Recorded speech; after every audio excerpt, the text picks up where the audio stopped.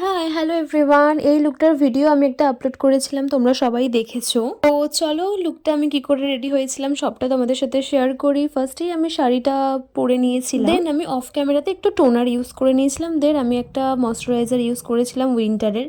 আমি ভীষণই একটা লাইট মেকআপ করি, ভীষণই হালকা, তাও ওকেশন থাকলে তার জন্য। তো তারপর আমি মেকআপ স্টুডিওর আমার স্কিন ওয়াইজ আমি একটা সেট নিয়ে ভালো করে হালকা করে একটুখানি ড্যাব ড্যাব করে ইউজ করে নিয়েছিলাম, দেন আমি একটুখানি কন্ট্রোল করে নিয়েছিলাম, তারপরে লুজ পাউডার দিয়ে একটুখানি সেট করে নিয়েছিলাম। তারপরে আমি যেহেতু দিনের বেলা বেরোচ্ছি তাই জন্য আমি এক্সট্রা কোনো করে আই শ্যাডো নিইনি, ব্রাশে যেটুকু ছিল আমি সেটুকুই জাস্ট স্মাচ করে দিয়েছিলাম।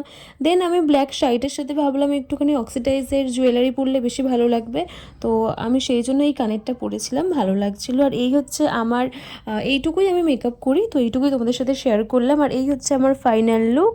তোমরা অবশ্যই কমেন্টে জানিও কেমন লাগছে আমাকে। তোমাদের সাথে অন্য ভিডিওতে দেখা হবে।